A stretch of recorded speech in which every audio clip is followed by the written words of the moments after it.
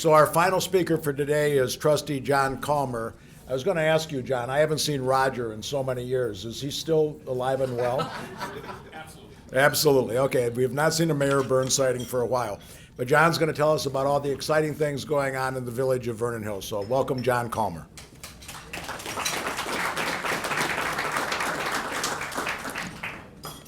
Thank you. First, just to clarify, I'm the village manager for Vernon Hills. I don't want to be confused with anybody else. I appreciate the opportunity to be here today. Mayor Byrne is in Las Vegas at the ICSC. He's recruiting businesses and working with some of our local property owners to bring more business to Vernon Hills. Okay, go ahead and say it. Do you guys need any more business? But he sends his regards and his apologies for missing it this year. As many of you know, Mike Allyson retired. He retired in January of this year and is now currently temporarily living in Colorado. I think he's trying to decide whether he wants to make that a permanent venue for himself in the future. So he and his wife are living out there. He'll be back sometime in late July and everything like that, but I'm sure he would want to extend his appreciation for the years of service and his opportunity to serve this august group. I'm the fourth one who talks today, and I cannot believe that nobody has mentioned that we survived the winter of 2003 or 13-14. Vernon Hills obviously dealt with a lot. Dave Brown and his guys give a lot of credit to and how they worked their way through that, as I would congratulate all the communities and their public works departments. What a tremendous effort by those folks, and truly a winter I think we would all agree that we hope that we never see again. So again, congratulations on those. We've had a very busy year, like a lot of communities. I mean, I think as everybody has seen, Westfield is now under real construction. I know the mayor and myself and Mike previous to that have mentioned, oh yes, Westfield is going to be doing something. Well, they are now under construction. And I think everybody, if you're not aware, Dave & Buster's is now open and really is doing a wonderful job there. Maggiano's is now under significant construction and remodeling. They are going into the former Ruby Tuesdays location. And then you'll see on the back side of the mall between Sears and JCPenney's, this steel structure that's going up. That's the new AMC Theater, 12-screen state-of-the-art theater that will be open in about a year. So Mike Golden is here from Westfield. I'm sure he's very, very excited, almost as excited as we are, right, Mike? So that expansion and that project was really a partnership between the village and Westfield. And the village ultimately issued an economic incentive agreement to allow that project to get off the ground. So again, a great partnership with Westfield, and we appreciate their efforts in moving forward. Other development activities, we have a memory care facility known as the Springs that'll start construction sometime next month. It's a 74-unit private pay facility for memory care, dementia, Alzheimer's, and the like. Next week, we have our first public hearing with regards to the new Menards that's coming to town. Public hearing will be a week from tomorrow, and with possible construction starting as early as this fall. They're building a two-story facility, unlike some of their other locations, about 230,000 square feet north of the intersection of Gregg's, Parkway, and Milwaukee. Other projects we have going include the Oaks of Vernon Hills, which is a 304-unit luxury apartment complex on Route 45. That project will be completed sometime early to middle of next year, and we'll have 304 one, two, and three-bedroom luxury apartment units. Speaking to our colleagues in Mundelein, I would encourage you to take your time in reviewing the Walmart project. Take your time, make sure all the T's are crossed and the I's are dotted and everything, because they are, they're pretty crafty. So, no. Mundelein is the beneficiary. We're unfortunately going to lose Walmart at some point. They're going to move down the street, so congratulations to you all, and eventually we'll get you back some way. So.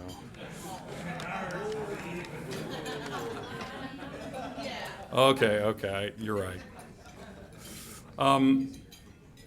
One other project quickly to note, we are working in partnership with Lake County, Loyola, and the Kunio Foundation on a possible redevelopment of a portion of the Kunio Mansion site. We'll have more details as we move along with that, but they're talking about redeveloping a portion of the northern half of the site for residential purposes. Part of that money is going to be used for scholarships, and part of it, we believe, will be used as an endowment for maintaining the mansion long-term at that location. So, budget-wise, the village is actually in very good shape. Sales tax revenues continue to recover slowly, but we're seeing a very good positive trend moving forward. Again, this year we have a budget of about $27.5 million, both general and capital combined. One of the larger projects this year that we're going to be undertaking is the potential renovation and remodeling of our existing police department building. That building is in its original form since 1992, and while that doesn't sound like it's very old, you have to remember that a police department operates 24/7, 365 days a year. So unlike your office where you may be there 10 or 12 hours a day, it's always operating and always functioning with people in it, people with guns in it, and the like. So. Like a lot of communities, we're also going to have a very busy summer with various events. Couple things of note, the Pipe City Lacrosse Tournament, which is July 12 and 13. It's slated as the largest lacrosse tournament in Illinois with 158 teams that will be coming to our area over a 2-day period. That'll happen out at the Vernon Hills Athletic Complex, or VHAC as we call it. Summer celebration, again, 17th through the 20th of July. We're going to see music events, or music groups, including Mike and Joe's, Modern Day Romeos, and Sister Hazel. This year, we're also, this will be the second annual bags tournament, so anybody who has a bags team that you want to come out and throw some bags on Sundays and compete, we'll have a bags tournament on Sunday. That was very well received, and I think they had somewhere over 30 teams that showed up just at the last minute, and this year they're expecting as many as potentially 50 teams to show up and compete. We also have baseball and softball tournaments that will be going on throughout the summer, and then also we'll be having our French market, which starts in a couple weeks and will be on Saturdays from June until October at our metro station.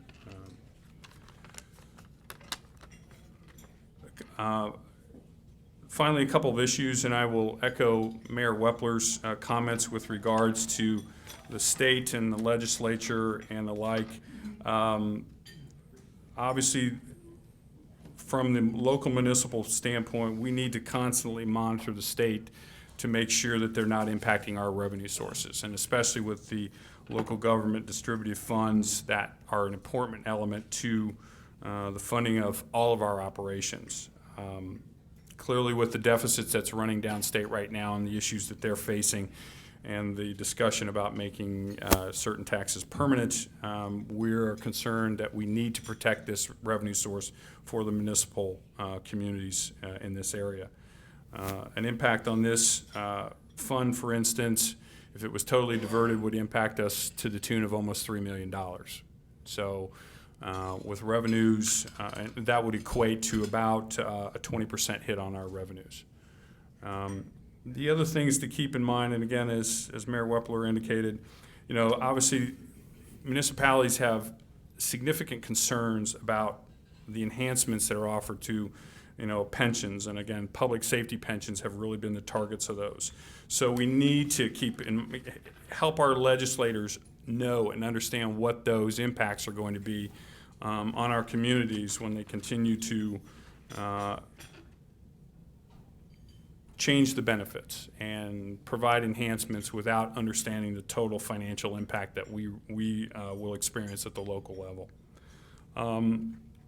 The other thing that we're, obviously constantly concerned with is the impact of internet sales on the bricks and mortar businesses. Right now, Vernon Hills revenues and the revenues that we receive, 54% of that revenue is made up in sales taxes that we receive. So again, like a lot of communities, we do not have a property tax. Our mayor, if he was standing up here, would be very proud of that and would say that we'll never have a property tax. But again, if we see or experience a diversion of revenues caused by certain state actions, everything goes up for grabs. So, you as business people and residents in your individual communities need to stay on top of these issues and again alert your state elected officials that they need to protect our revenue streams. And then finally, an issue that we're dealing with our municipality, and I'm sure other folks will be too, is that we are now beginning staff transitions through retirements. And a lot of communities, and you've heard the larger discussions about succession planning and how do you deal with replacing those folks. Well, we're now beginning that process. I'm evidence of that in my current position. I've been with the village 14 and a half years. I've been village manager now. It'll be 3, almost 4 months. Fortunately, I was in place. Fortunately, our board and mayor had confidence in me to appoint me to become the village manager. We're now beginning to see the retirement start with the folks who've been in the organization 15, 20, 30 plus years. And what we're trying to deal with and address internally is how do we create the internal leaders within our organization who will then be ready to step up and assume those leadership roles in the future. So that's an important issue that we're dealing with, and I'm sure our other folks are dealing with.